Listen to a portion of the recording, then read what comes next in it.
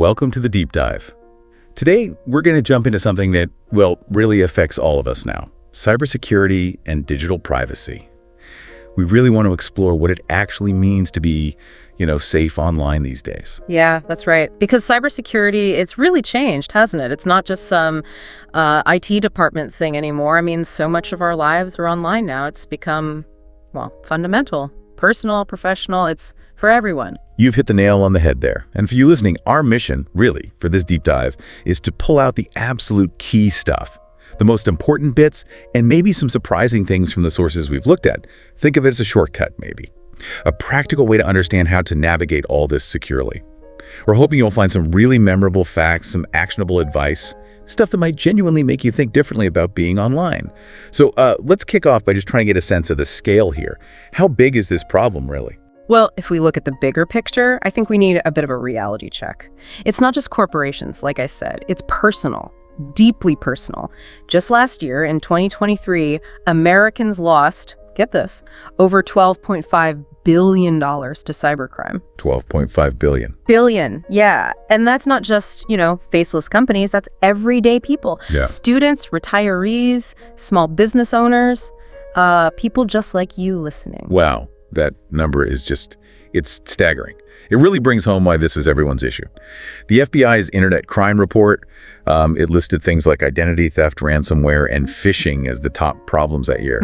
And what really paints the picture for me is that they got over 800,000 complaints just in 2023. Right. And you have to remember, those are only the ones people actually reported. Experts kind of estimate the real number of victims could be, maybe 3 times higher than that. 3 times. Yeah. So you're talking possibly, more than 2,000 cyber victims every single day, just in the U.S. Okay.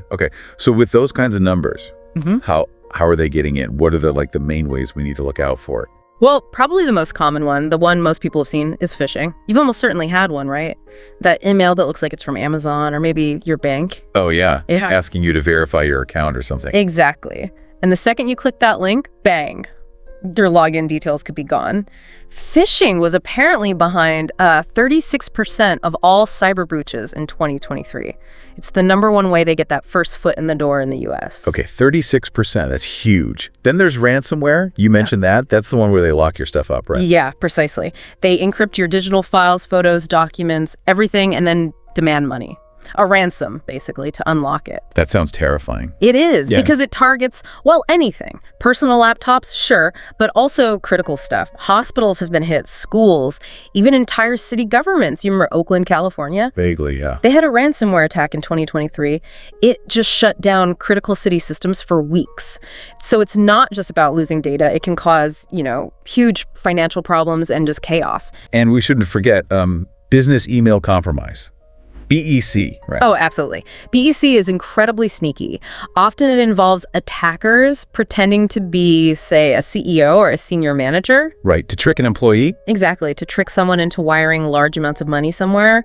And it works. I read about one U.S. company, they lost over $46 million to just one BEC scam. 46 million. Yeah.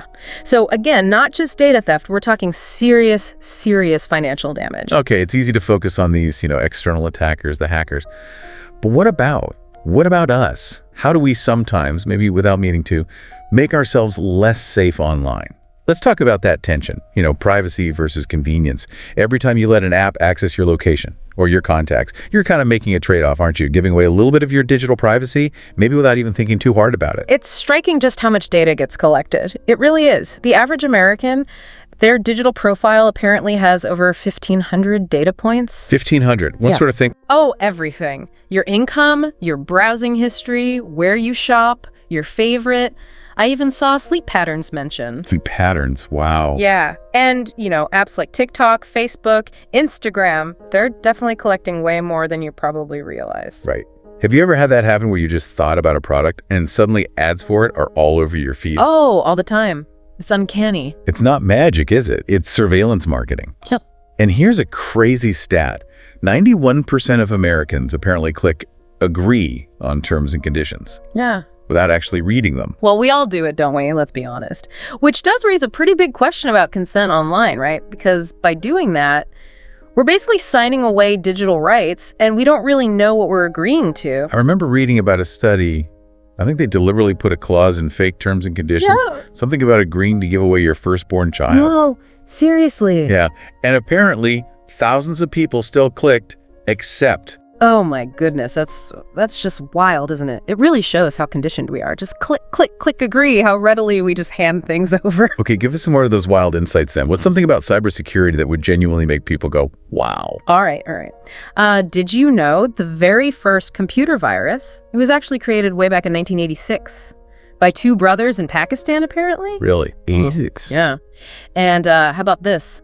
Globally, a new cyber attack is attempted every 39 seconds. Every 39 seconds. That's constant. It is. And here's one that's quite unsettling. Hackers can buy your full digital identity. We're talking social security number, date of birth, bank login, the works. For me, they can buy that for under $20 on the dark web. Under $20. For someone's entire digital life, that's disturbingly cheap. It is, isn't it? And think about the scale. That Equifax breach back in 2017. Oh yeah, I remember that one. Huge. Huge. 143 million Americans had their social security numbers leaked. That's nearly half the U.S. population. Half the population. And maybe the most chilling one for me, even things like baby monitors, doorbell cameras, they've been hacked in people's actual homes. Okay, that last one, yeah, that gives me chills. Seriously. I mean, imagine hearing a stranger's voice coming through your baby monitor. The threat isn't just digital anymore, is it? It's literally like in our houses. Yeah, what really hits home here is just how close these threats are to our everyday lives. So, okay, enough doom and gloom maybe. Yeah. Let's talk solutions. What can the average person, realistically do to protect themselves better? Right. Step one, gotta be use a password manager. And this isn't just about having strong passwords. It's about making every single one unique without you having to memorize hundreds of them. That's your best defense against those credential stuffing attacks. Exactly. Where they take a password leaked from one site and just try it everywhere else hoping you reused it. Seriously, folks, for your own sanity and safety, stop reusing passwords. It's probably the simplest, most effective thing. Yeah, password managers like Bitwarden or 1Password, they're incredibly secure these days. And honestly, they are worth every penny. They just automate the whole thing, make it seamless. Okay, good one. Step two, two-factor authentication. 2FA. Turn it on for everything you possibly can, especially email and banking. It's often that single strongest barrier. Even if someone gets your password, they still can't get in without that second code. It turns a potential disaster into just like an alert on your phone. Absolutely critical. Okay, step three, be really careful with public Wi-Fi. Coffee shops, airports, it's often unsecured, which means data you send or receive over it can be intercepted pretty easily. Right, so what's the solution there? Use a VPN, a virtual private network. Even on your phone, it encrypts your connection, makes it much safer. And it kind of highlights that point again, doesn't it? How often we pick convenience over security without thinking. Yeah, good point. And step four, keep things updated. Run those system updates, the app updates, whenever they pop up. Don't ignore them. Those updates often patch up security holes, the very holes attackers love to exploit. So if you fall behind, you're basically leaving a door open. Definitely. And maybe a bonus tip, check your credit report at least once a year. Look for any accounts or activity you don't recognize. It's free in the US at annualcreditreport.com. And it's a really crucial way to spot identity theft early. Okay, those are all really practical steps, thanks. So if we kind of zoom in again, what's next? What does the future look like for cybersecurity? This whole landscape seems to change so fast. Well, AI is definitely the big one. Artificial intelligence, it's going to be both, hero and villain, I think. How so? Well, on the one hand, AI can spot threats much faster than humans can. That's the hero part. But the flip side is hackers are already using AI too to create way smarter phishing scams, things that are much harder to spot, and deepfakes. Very convincing deepfakes. Right, the deepfake thing.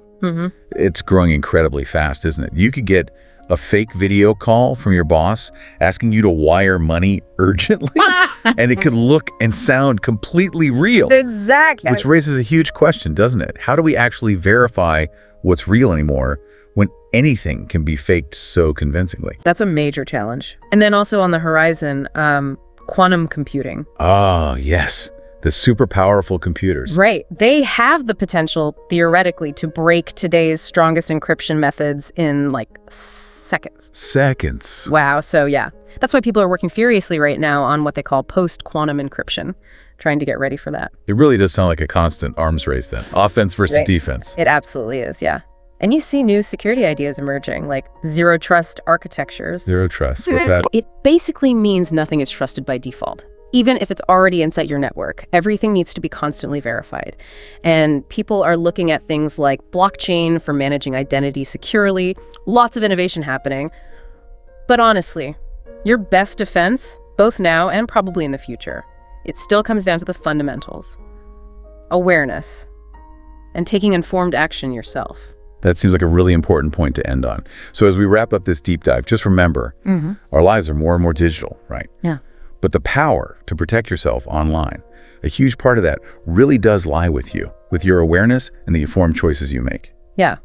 And maybe looking at the bigger picture, and thinking about how fast technology and these threats are evolving, it does raise a bigger question, I think, beyond what we do individually. How do we sort of collectively build a digital world where convenience doesn't automatically mean sacrificing privacy, where being proactively secure becomes just the normal expectation, rather than something extra we have to strive for?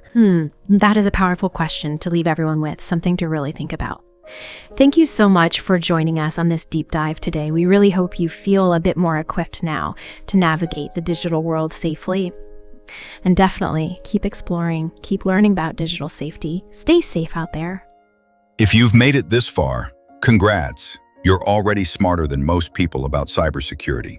But knowledge only helps if you use it. So change your passwords, enable 2FA, and stop clicking shady links. And hey, if you found this episode helpful, share it. Your family, friends, co-workers, they all need this info. Subscribe to Profithive, leave us a 5-star review, and stay tuned for more deep dives into the digital world. Until next time, stay smart, stay safe, and don't feed the hackers.